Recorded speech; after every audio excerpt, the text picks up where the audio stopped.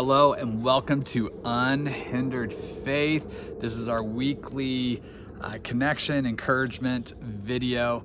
Hoping to keep it short this week because we're going to do a 4-part series. Why do I hurt? Why am I in pain? And we're going to talk about grief. Grief is one of those weird things, when you think that you're doing good, when you've lost somebody and you're walked through that grief process, and then all of a sudden it sneaks up and you wake up and then it's not a good day. Grief is one that I think your mind plays tricks on you, thinking that you're over your grief, you're over that pain, and then all of a sudden it's there and you're like, where did this come from? Well, grief is something that will never leave. Grief is something that will never leave. That pain will be there. And that pain is something that is there because you've missing something that was good. And so I've learned in my life to lean into that. But how do we do that? I want to break down grief and how to move through grief and live with that grief in 4 different areas. And one of the things that we look at is in grief is that we have hope. When we lose somebody, or even if things change in our lives, I've learned that with my wife's illness, anytime that she has a relapse with her multiple sclerosis, with her MS, there's a part of her that changes. And including my wife and people around us that are close, we go through a grieving process because things have changed. So anytime there's change in your life, guess what? We actually walk through a grieving process. A friend of mine, Dean Johnson with Victory for Youth, motivational speaker, he says this is a quote that he likes to say: hope is a confident expectation that good things are coming my way. Let me say it again.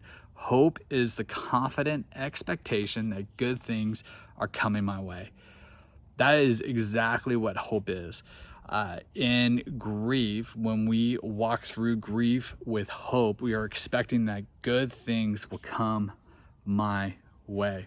My family was raised with this message. From my grandparents on both sides of my parents' side of the family, they lived their life with hope that this world is just temporary, that this world is just a sliver of time to eternity. And so we were raised in faith and church and God and believing in Jesus and heaven and hell.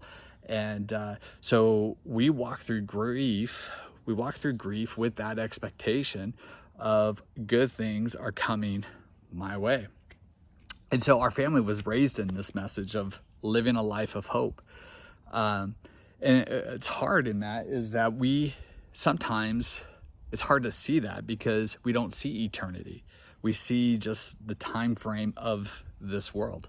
2 Corinthians 4:18 says, so we fix our eyes not on what is seen, but on what is unseen, since what is seen is temporary, but what is unseen is eternal. Let me just give you the first part of what we're talking about with hope, and that's in the letter H. Hope brings healing. Now that is a weird thing to say in grief because we hurt, and that hurt will always be there, but hope gives us something to look into the future that is not seen, but hope gives us that healing of knowing, okay, this gives me a different outlook, a different perspective, a different way of moving forward, looking through the front windshield of a car instead of the rearview mirror. Grief is one that we could just isolate ourselves and just live in that brokenness. The storm will pass. Seasons will change. The other day I came out, this plant that's behind me here is in our backyard. And I came out, we had a windstorm about about a week or so ago. And the other day I came out, I was like, oh man, there is, let me show you, one of our branches. Let me bend down here. All right, here we go. One of our branches broke. And it was a sad day, you know, just seeing that. And I walked out here to film this, and I was like, you know what? What's amazing is the effects of the storm still left this branch broken. There's probably not much that I could do for it, but it's still broken. It's still living. It's still here. It's still connected, but it's broken. The storm is gone. The storm has moved on. It's a different season for it, but it's still broken. The effects of the storm is still there. And the effects of losing someone close to you will always be there. The effects of a change in life and dealing with the emotions, the pain in that is still there. But with hope, it gives healing. It gives healing. It gives us an opportunity to live with an expectation that something good is coming my way. So thank you so much for joining us this week. Come back next week for part 2. Part 2. Why do I hurt? Why am I still in pain? And how do I get through my grief? Make sure that you like this. Make sure you subscribe. We need your subscriptions. Hit the bell for the notification, and comment on this video. That also helps us as well.